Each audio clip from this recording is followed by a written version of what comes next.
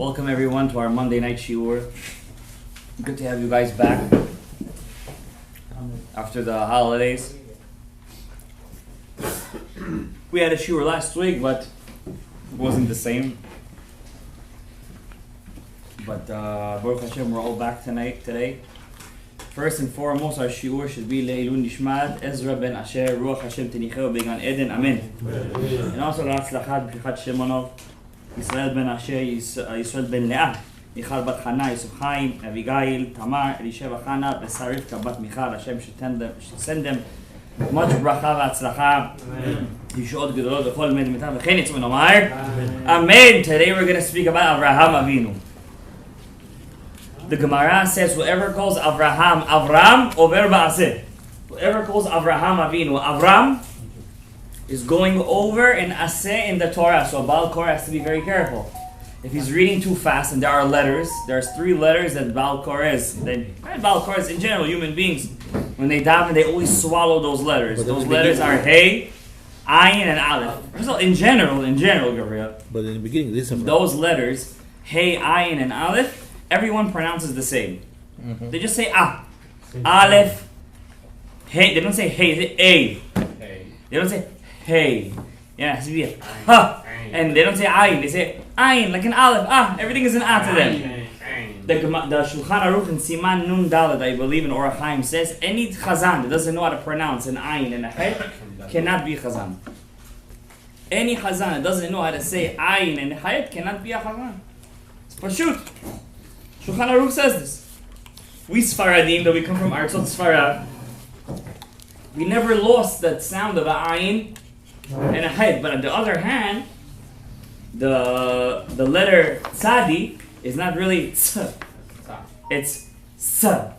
Like a Samch. We don't do that. Temanim do that, but we don't do that. You understand? Iraqi Jews, they say the right way the Vav. It's not really Vav. It's not a Vav. That's a Vet. It's Wow. Like a W. It's a W. It's not a Vav. It's a Wow, really. It's a W. That's what the letter is. Unfortunately, in our days, we lost a lot of the sounds that we used to make. The Ben Ish Chai writes about this in Ben Yehoyada and in Rav Poalim. He writes over there that, unfortunately, to us today, atzere, to 2 dots, an e, and a segol and an e is the same thing to us. Back then, they used to know how to make the difference. Many people pronounce the kamatz and the patach the same. Both say right? And when the vav has a dot inside, it's an u. Also, when it's 3 dots to the side, right? A shuruk. It's also u.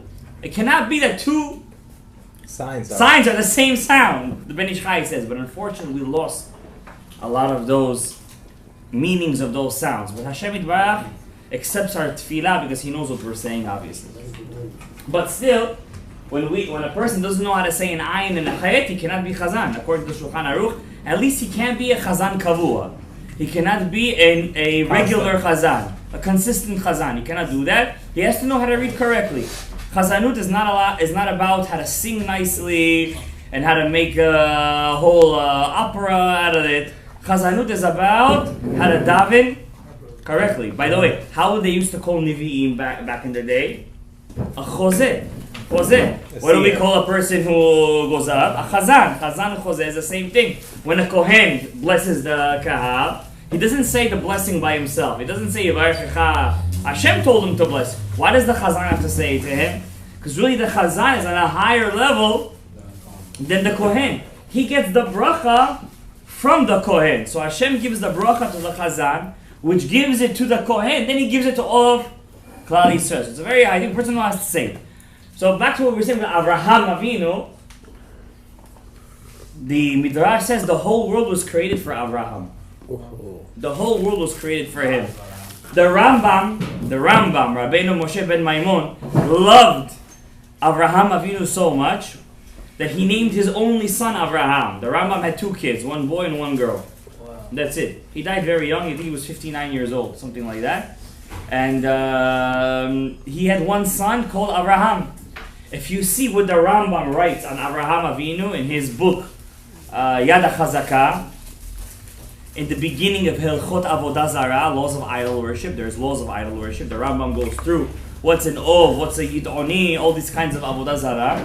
And the Rambam gives a whole introduction. He doesn't do that in any single mitzvah. And over there he talks about Avraham Avinu. And already in the beginning you could see his fervor, his delight when discussing Avraham Avinu. He calls him Adam Anak. You know what Anak means? A giant. More than a giant. Anak means huge, bigger than life. Anak sheba anakim. He calls him an Eitan. Eitan, you know what an Eitan is? Eitan means something that's immovable. People like to give that name to kids. Eitan, it's so modern, right? Eitan. But Eitan is really a name, it's a klitschka, it's a nickname for Avraham Avinu. Avraham was called Eitan, you know, in the Tehillim, I think chapter 89, right? There's a Mizmor le'Eitan, right? That's to Avraham Avinu. Some say Avraham Avinu wrote that Mizmor. So there isn't one da'ah like that. But that Avraham wrote that Mizmor. Because he was called the Eitan. What's Eitan? You have to understand, Rabbi said that Mamash Avraham was one against the whole world. But you might say something very interesting. Noah was alive during Avraham Avinu's time, right? Who else was alive? Shem. We have him in this week's Parashat. Oh, Malki Tzedek. Look at Rashi. What does Rashi say on the spot? Malki Tzedek ze Shem.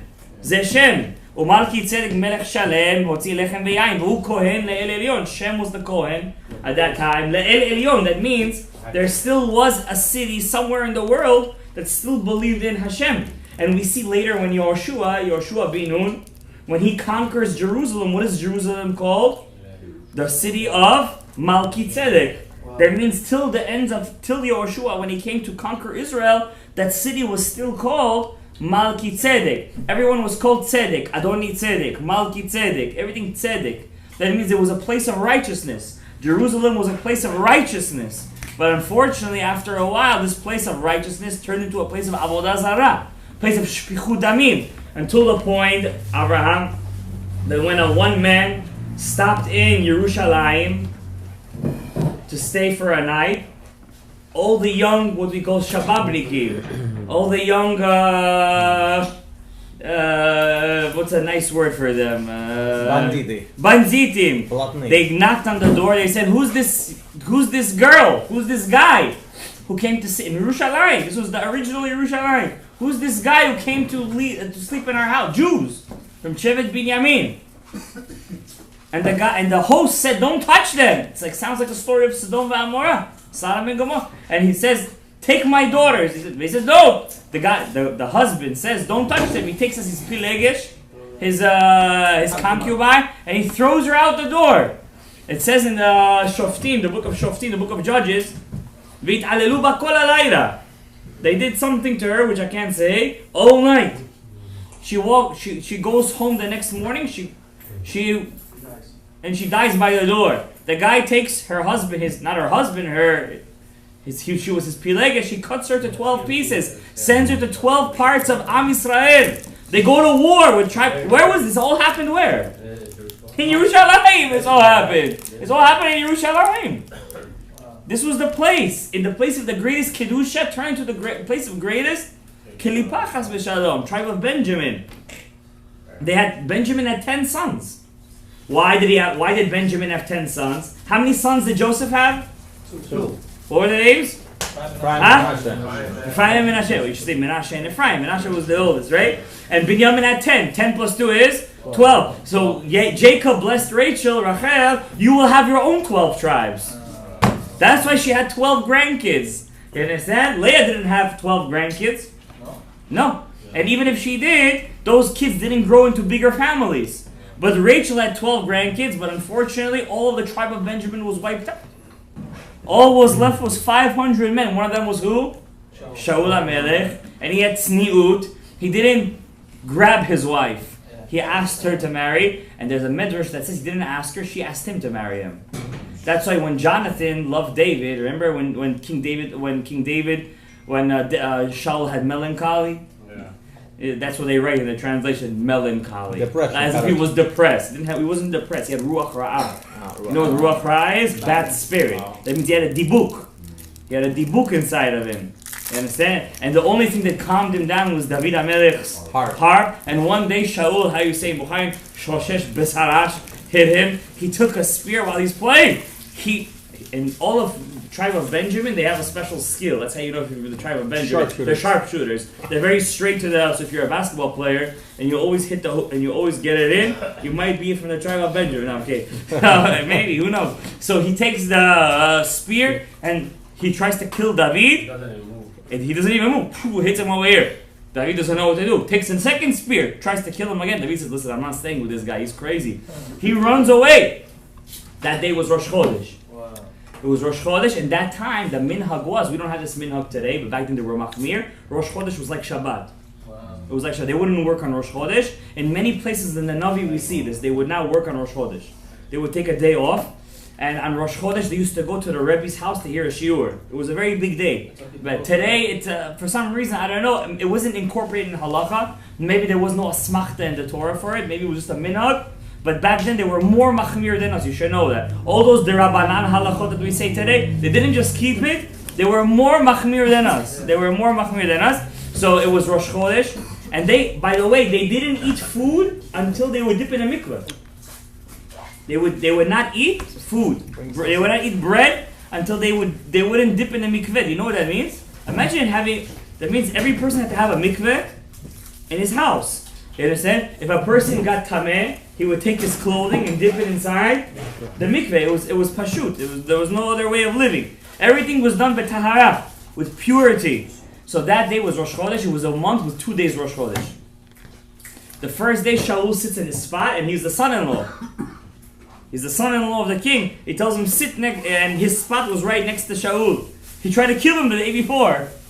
So he's wondering, how come David didn't come to the Seudah today? How come he doesn't want to come? So the Navi says because the Shaul said maybe he was tameh. Because he gave Gam the first day gave Gam Zehut. Maybe he's tameh, he said. That means if a person was tameh, he wouldn't eat bread that day. He would dip in the mikveh, wait for the night, they would eat chulin b'tahara. They would eat regular food b'tahara. Not just kohanim. By the way, a person wants to get Ruach HaKodesh, he has to be in this level. He has to eat chulin b'tahara. Obviously, I know a couple of people these days that do that. It's very tough to do that. You really have to live a life of I wouldn't say a hermit, but you have to be, there's also thing hanging out with friends, restaurants. It's a very big burden on the house. The second day, David comes. David doesn't show up. Shaul says, where is David? He asked Jonathan. Jonathan was his best friend. Yonatan, the oldest son of Shaul. So Yonatan said to his father, Shaul, he says, oh, David asked me, Druch, he was lying. He asked me, maybe I could go to my father's house for Rosh Chodesh. To the father-in-law was such a slight. How could my son-in-law not come to my table for Rosh Chodesh? Kavod. Where is his kavod? So he tells Yonatan, you are ben Navat HaMardut. You are the son of a rebellious woman. The Gemara says, what did he mean by that? He says, you are a tameh child. Why? Because your mother asked me to marry her.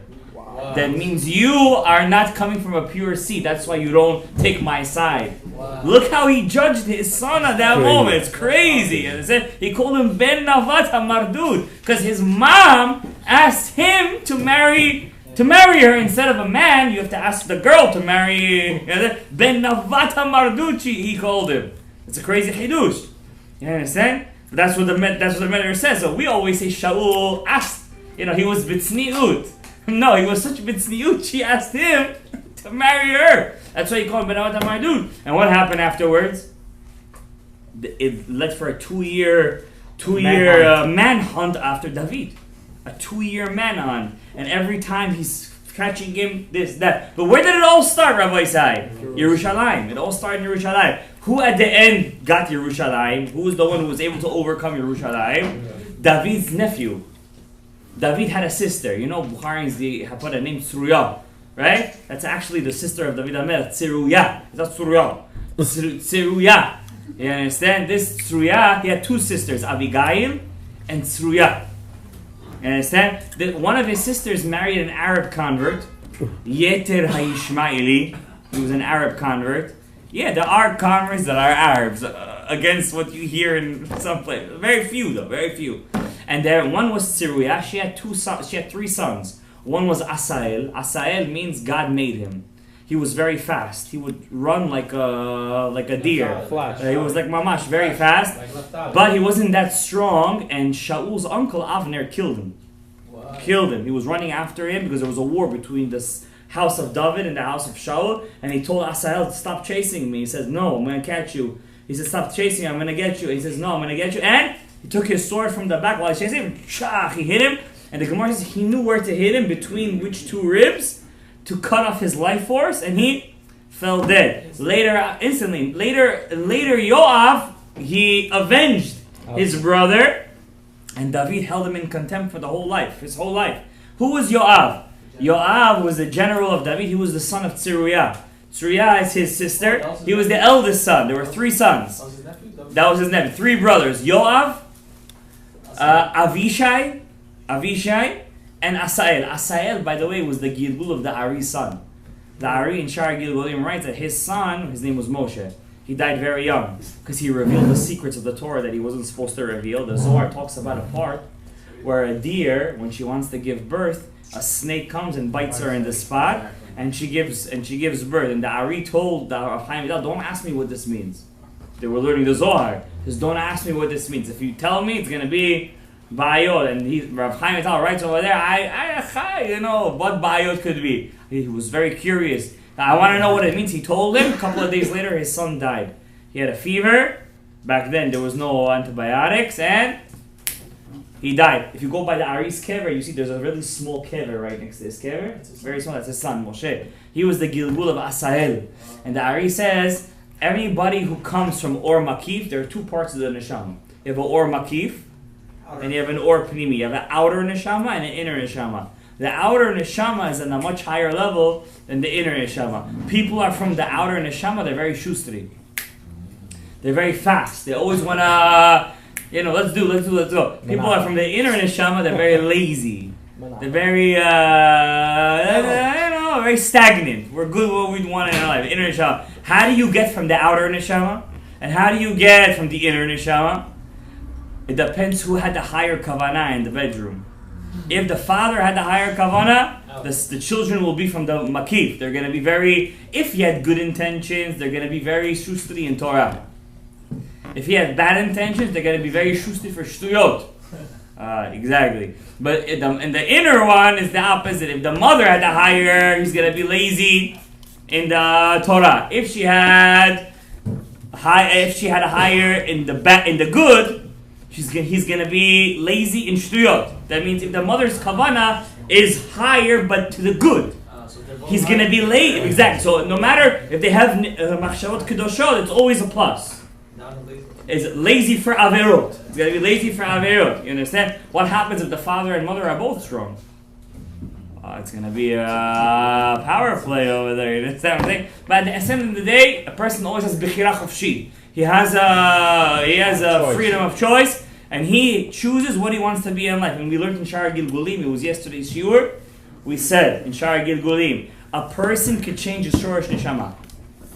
It's pashut. You're able to change your neshama to a higher and much better neshama. It's written in Shar Gilgulim. Anyways, so we see that Asael was a big neshama. How did Joab defeat Yerushalayim? How did he get Yerushalayim? And Yerushalayim back then was one of the only cities that wasn't fully controlled by Jewish people. Joab, they had a sewer system back then. Sewer system, how? They used to have mamash, a sewer system, pipes and everything. It was called a tzinor. He went inside. You know how claustrophobic that place is? He what's his name? He crawled in. He went all the way up to the wall. You know kind of thing you have to do that. He went in. He came out. They had certain avodah zaras that were blind and limping. Why blind and limping? Because the Knaanim said that Yaakov Avinu and Yitzchak, one was limping and one was blind. Remember Abraham made a treaty with Avimelech? He said, for the generations we have a treaty. So they were putting those avodah zaras. You guys can't come to we're the descendants of Avimelech. So Yoav went, it was really avodah zarah, it was kishuf. He went up there, he destroyed it, He was fighting a single man fight. Joab was very strong. He opened up the gates. And David HaMelech went in. He made him his general. At the end of the day, David told Solomon, his son, how old was Solomon when he became king? 13. 13? 12 is the correct answer. 12 years old. He wasn't even bar mitzvah.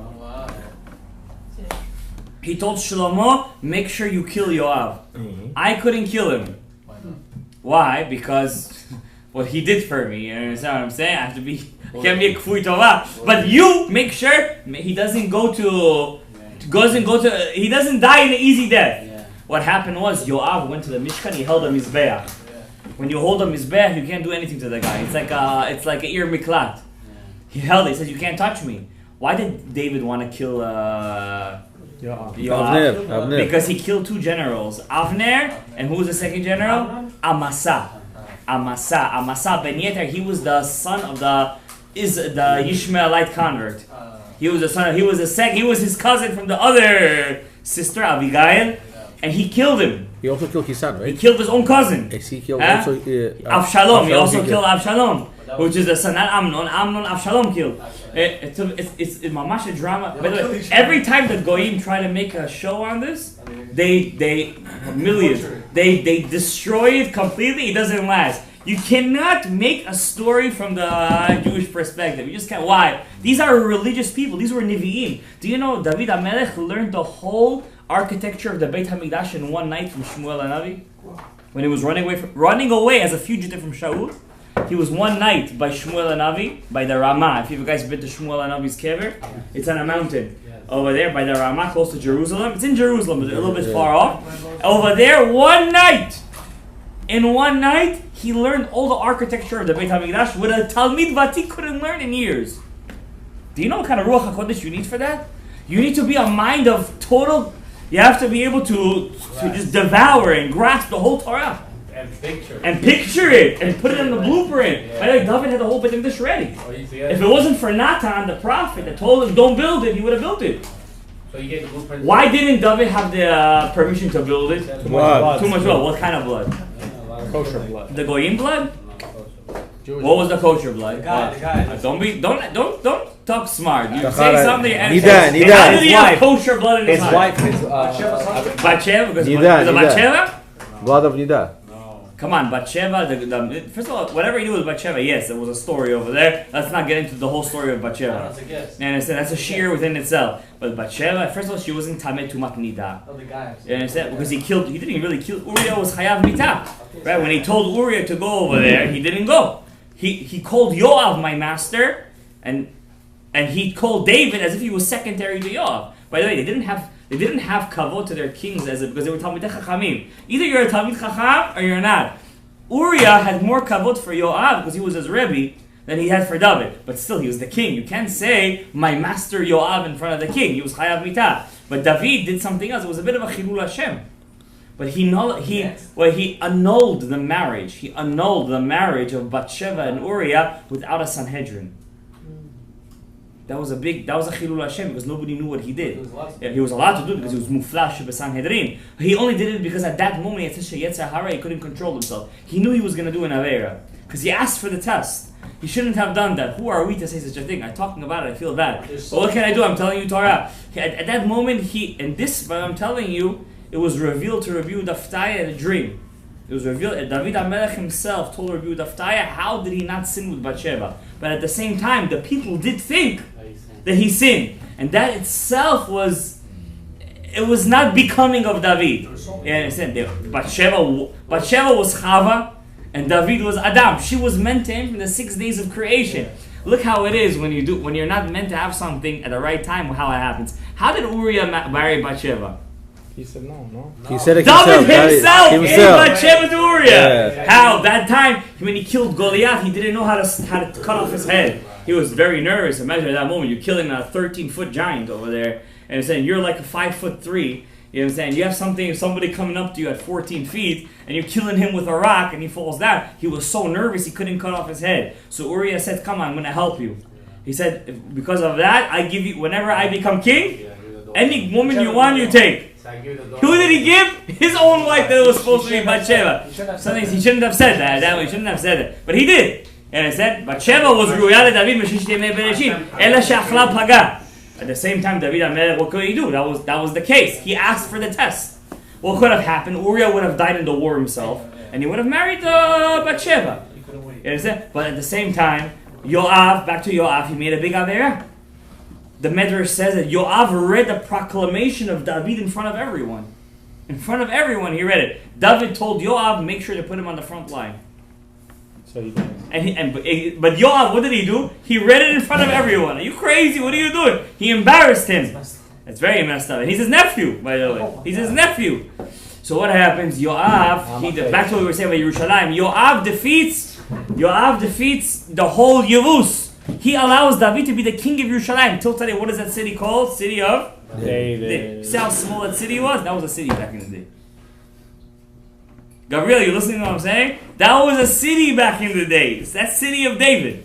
Right? That was Yerushalayim. Over there is all the fight. Over there in Yerushalayim, Yitzchak was put on the altar. Over there in Yerushalayim, Avraham fought and he defeated the 4 kings. In Yerushalayim, he built the altar. And over there in Yerushalayim, everything happened. In Yerushalayim, we're going to go when Mashiach comes. We're going to retake Yerushalayim. You know why Mashiach is not here? Why Mashiach is not here? Can I tell you guys something crazy? You must. I have to. Do you guys know? Something wild? Something when the Zionists, Zionim, when they, with Moshe Dayan, when they took Yerushalayim, the 6-day war, they took the whole Jerusalem. Who brought them back into East Yerushalayim? Who brought them back in? Allah is going to bring the Arabs back? No, the Arabs. That's how Israeli with our after Ovadia is your type? You just killed me. The Zionim, the Erev Rav did it. Yeah, the Erev Rav did it. You read like David HaMelech. How? The Erev Rav did it. He gave the key back. He gave the keys back. And by the way, Yerushalayim will never become the Jews again until they leave. Until from East. You know what's in East Yerushalayim? Har HaZetim, Kever Shimon HaTzadik, all the famous places in East Yerushalayim. You know where it is? Across the street, or Sameach. Over there. It's the border. If you cross the street, your life is not in your hands anymore. There's barbed wire over there. East Yerushalayim. You're on your own over there, right across the street. If we don't take Jerusalem back, Mashiach will never come. Let's go take Mexico. So Mashiach gonna come and help us. Many stronger have said that, and they came back with nothing. Al ta'iru, do not awaken. Al ta'oreru, double awakening. Et ha'avad, the love. Ad she'techpatz. Can I give you a small thing? I had this chidush over the past week. Why Hashem is waiting so much to bring the Geulah? I'll tell you why. Person, let's say he's married. His wife is nida. Right? I'm not talking about a crazy guy who needs his wife all the time. His wife is nida. He waits 2 weeks. She goes to the mikveh. Before she comes home, again she gets nida. She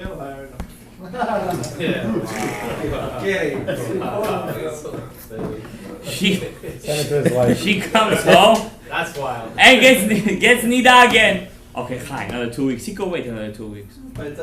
He wants to come to the Chodesh HaKodashim, let's call it. Again, she becomes nida. How does the urge become at that moment? Not just fire. He's already buying her jewelry. He's just trying to do everything. He doesn't even know why he's doing it. He just wants it so badly. Im ta'iru, Hashem is waiting so long. Not for his ahava to awaken. For our ahava to awaken. You gotta have desire for that. Our ahava has to awaken. Ahava. He's like the lady in this case? Keilu. But our ahava, maybe the lady doesn't have ahava. Maybe the woman doesn't have ahava. We have to awaken our ahava. He's waiting for us. Mi zot olam min hamidbar, says Shir Hashem. Who's coming up from the midbar? I was reading the book of the Chalban. You know what the Chalban was? He was a very big mikubal and a tzaddik. He passed away 2 years ago, something like that.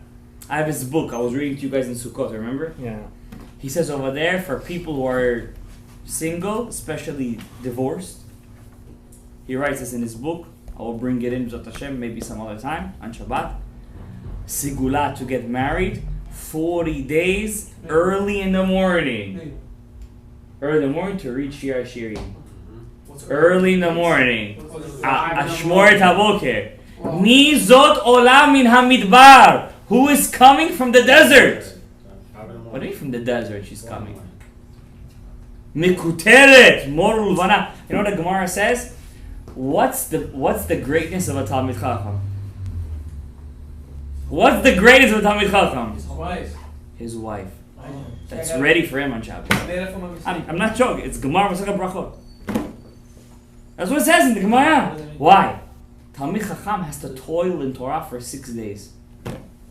Has to toil in Torah for 6 days, a week.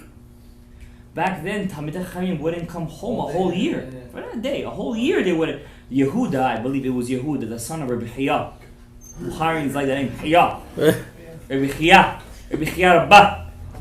Rabbi Chiya Rabbah, he was Babylonian. He was a descendant of King David. He came up from Kafris in Bavel to Eretz Yisrael.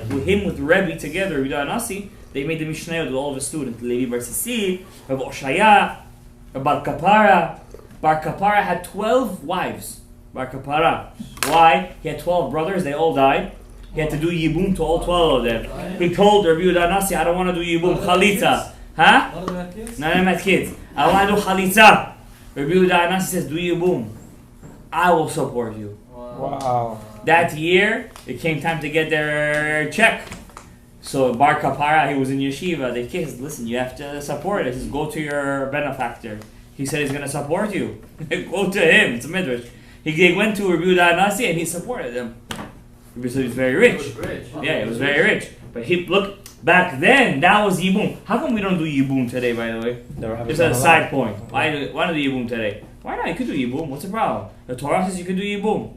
Not you, Chas v'Shalom. Well, you know, but a person who has a brother that doesn't have kids and he passed away, he was married, he could do Yibum. Why shouldn't it? Why? The rabbis force him to do Chalitza. Maybe we're on the level. The Gemara says because you have bad thoughts. The reason you want her is not because you really want to live in your son, your brother's neshama. The reason you want to do it because it was your sister-in-law. You understand? In our generation, that the tefillah is in our head. By the way, Rabbi Shimon Agassi, Zecher Tzadik Kadosh Livracha, Rabbi Yehuda Abtai's Rebbe and Chavruta, who wrote the Bnei Aaron and Shar Gilgulim, which we learned. Which the Shemen Sasson said, Rabbi Sasson Bechor Parsiado, Rosh Yeshivat Beit El, says if you would have read a Pirush in the whole Etz HaChaim, we would leave all the Pirushim and just learn his. Rabbi Shimon Agassi had a son that died on the night of his chuppah. On the night of his chuppah. Yeah. Oh, who knows what it was? But it was a different reason. I don't want to get into it right now. He died, and his daughter-in-law was 18, and his youngest son was like 5, 6. I don't really remember. And they have to do Yibum now. And he told her, if you're gonna wait till he becomes older, now how old is she? She's like 18, and he's like 6. That's like a 10, 12-year difference. If you're gonna wait for him to get older and do Yibum, I promise you long life till the end. She didn't just outlive him. She outlived most of her children. Not long ago she passed away in Shechonat Bukharim. She had full set of teeth. I heard this from Rav Muadeb. He told me this full set of teeth at the end of her life. 100 and something she passed away. Very long. Recently, she was a recent something that happened. You understand? Back then in Iraq and the Sfardim, they used to do Yibum. Today, Chalitza, why? The Maineh is not in the right place. Not L'Shem Yechud. Who over here, before he's with his wife, says L'Shem Yechud Kuchab Rakush? Why? You're davening tefillah. You're doing Shmonai. So what do you say? L'Shem Yechud Kuchab Rakush. Yeah, the Ben Ish Chai has one in the Shmonai. Baby, man. Even when you're not making a baby, you're still doing a mitzvah. But let's say you're not making babies. It's in the siddur. It's in the style. It's in the siddur, you're saying. No way, serious? It's in the siddur. You don't know it's in the siddur. That's already a different story. It's in the Anenu. You know the woman's siddur, Anenu? Oh, it's over there. It's a woman's siddur. Don't say it's in the siddur. That's it. It's a siddur. What you about to get everybody looking for? When I got married, the rabbi I was learning for the thing, he laminated it for me. Wow. And he says it this, you say every time. do the. He lives in Israel right now. He moved 2 years ago, 3 years ago, something like that. He said, and every time, I tried, but say this l'shem Yod. Why? It's a mitzvah. It's a mitzvah. Im ta'iru v'im to'ru et ahava ad shetechpatz. The ahava must be wanted. If you and have the ahava, doesn't want. Let's say your wife doesn't want the ahava. What do you do then? Again, he says, what does that mean? Ad shetechpatz. Michael, not Michael. Let's not say names. What does that mean? Ad shetechpatz. Turns off. No? So it turns off. Techpatz is to turn off. No. Michal, you're gonna get a shadeh from me right now. You're 0 for 2. No, why? מה זה עד שתחפץ? You have no idea. מה זה עד שתחפץ? עד שתרצה. How do you do it עד שתרצה? In English, where's that? Until she wants. How do you do that? Foreplay, no? Tickle her. Foreplay. What foreplay? What are you? Lahavdil, Hercules, you're Mahshamod. What do you think you are over here? What do you think you are? The Gemara says, a woman who cries, her husband loses her parnasa. Yeah, the Gemara says, woman who cries because of her husband loses. What do you mean? She cries. Women cry all the time. She sees a cat falling off a tree, she's gonna cry. A woman who cries. The answer is, if you could give her gifts and you don't do it, you have the ability but you don't, and she cries, you lose your parnasa. You have the. Because of that? Yeah, because of that. She has the. You have the, papilimos. You have the means. But you have the means, but you don't do it. You're cheap. And you don't want to do it. What does that mean? I'll tell you a crazy thing. You guys all heard of Rav Ben-Tzion Abba Shaul, yes? Rav Ben-Tzion Rav Ben-Tzion Abba Shaul, he was also, in this time, was Rosh Hashiva, Rav Yudah Tzadka. He was Rav Avadia's Rebbe, Rav Yudah Tzadka. Is that the one that's related? Huh? The one that's related to one here? Yeah, exactly. It's I think his great uncle, something like that. Of Menashe Tzadka, yes, his great uncle. Rav Yudah Tzadka, there's a Rosh Hashiva of Mekubalim today. His name is Rav Benayahu Shmueli. Really, it's his father that's Rosh Hashiva, but he runs the show. So, he said a story when he got married. The first year, yeshiva guys, especially in Israel, what are they making? $200 a month? You think they're really thinking about buying their wife a gift for the Shoshar Galim, the 3 Regos. festivals? You live over here in luxury. באמת. I remember when I was in Israel for, I think it was before Pesach, we were there for the test. It was before Pesach. The rabbi, he was a Rosh Kollel, he was driving on the road and he was stopping by one of the, when we went to take the test, by one of the houses over there. The Avrech comes out and says, this is for you for the Chag. It was maybe a couple of 100 shekels. I remember this, I never forget. I remember how he looks even, the Avrech. Never forget that moment. Mamash, they live in, for us we see it as poverty. For them, it's not, the religious life, that's not what they're not looking for that luxury. Getting by. Right? They just get by because that's not their focus in life. You know what I'm saying? So, Rav Yudah Tzadka told Rav Benayahu Shmueli when he was a yeshiva student in Porat Yosef, it was his first year of marriage. By the way, he has a kidding that's Bukhari. Oh, wow. And he told, it was good for him. He said to him, what did you buy your wife? It was, I think, one of the 3 festivals. Pesach, Shavuot, Sukkot. What did you buy your wife this Pesach? Let's call it Pesach. What did you buy your wife this? He's saying the story himself. What did you buy your wife this Pesach? He said, buy her? We're just paying rent. We're just paying rent. There's no food stamps over there and stuff. The rabbi took out of his pocket whole thing of cash. Probably it was for the Avrechim. Gave him 200 shekel. He said, you buy for your wife a dress for a Chag. Give her this money, tell her to buy yourself a dress. Wow. And make sure you save up money. Every one of the Shalosh Regalim, you give her money to buy herself something new. That's over there, a Rosh Yeshiva, not a regular Rosh Yeshiva, probably had Ruach HaKodesh. He's saying this to his student, who's today Rosh Yeshiva Mekubalim. That means to be a mikubal and a tzaddik, what do you really have to be? Odam. Odam. You have to be a ben adam. You don't have to wait for your spouse to be the ben adam. You have to be the ben adam. Not a char. Im ta'iru v'im tor. You have to be lechpat, lachpotz et ahava. How much they paid you? How much they paid me? Torah pays them, bro. How much they paid me? If you don't see him in the next Just year. thank me for this. You should thank me for this. You understand? Every joke has truth in it, man. Don't say joke. Now I'm gonna tell you something crazy. As we're already Again with that word? wild. Thank you. Put your mask back on. Let me tell you. Maybe sounds better. Let's tell you something Crazy. wild. Oh, okay, but you like crazy, he likes wild.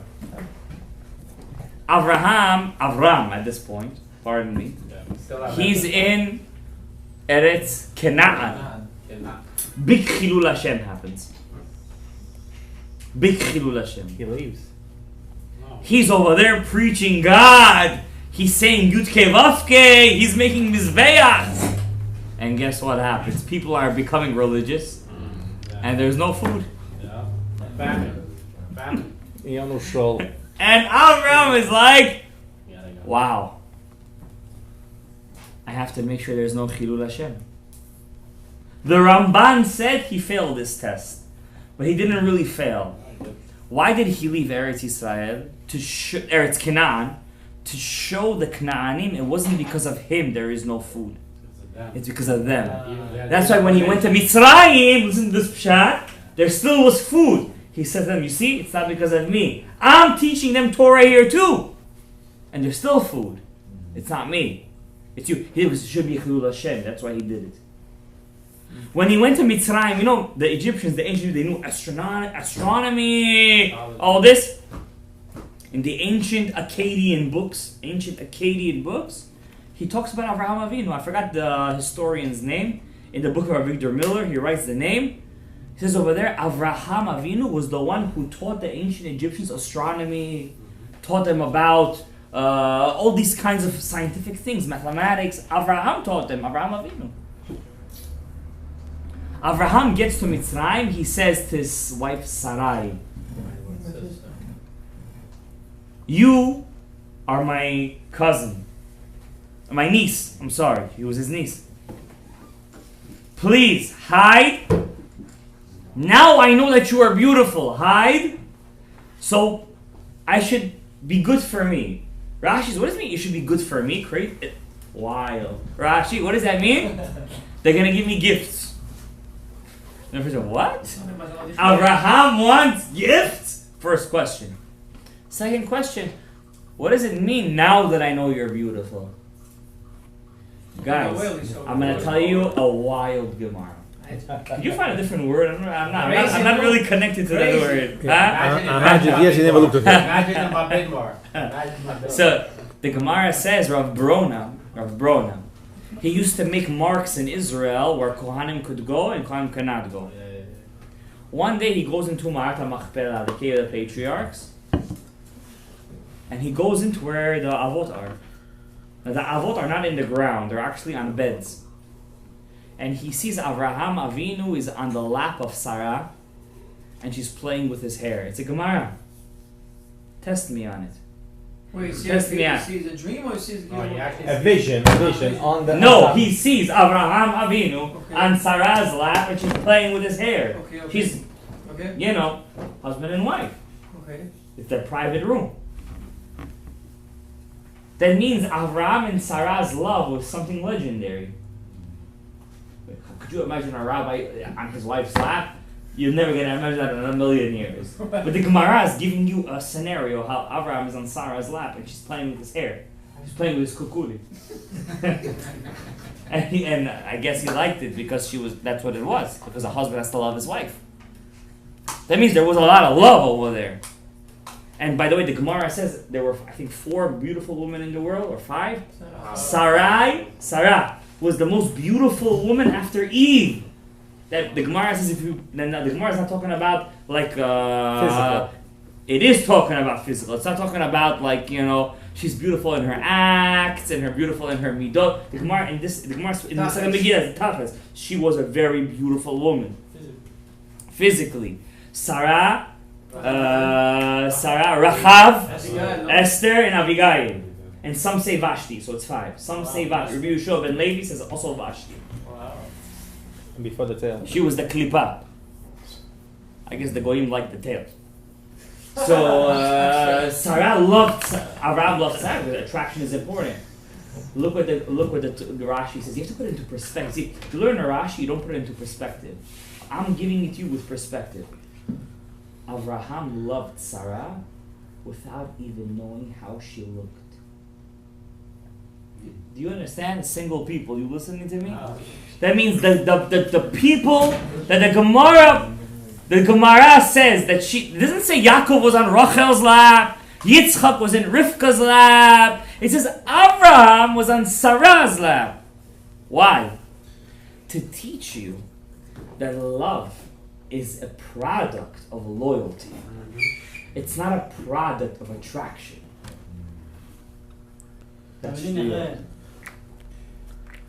And that's the greatest midah. That's the greatest lesson of this parasha. It's an amazing lesson. And he tells her, "V'chayta nafshi, my soul will live because of you." That means my olam haba is dependent on you. And when he didn't want to kick Ishmael out of his house, that nomad. No, I don't think. Yeah, that's what he was. Right? When he wanted to kill him, and Sarah said, "Kick him out," and he didn't want to. And God said, "Listen to her." Why? If he had even a doubt that she didn't love him or I was loyal to him for a second, he wouldn't listen to her. But he knew that she was loyal to him and she loved him and they had a mutual connection, and he listened to her. And he kicked his son out of his house with a fever, 103 fever. He kicked him out of the house. Ishmael. And he was Chozer b'tshuva at the end, yes. But still he kicked him out. Because Sarah said that. There was a rabbi. His name was Rav Shmuel Darzi, student of Yitzhak Kaduri. He used to go to review the Ftayas Kever.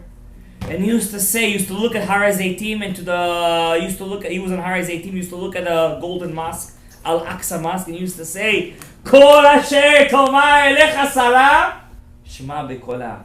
Because when you have a wife and she's a tzaddiket, you have to learn how to appreciate her. And if she's not a tzaddiket, make her into a tzaddiket.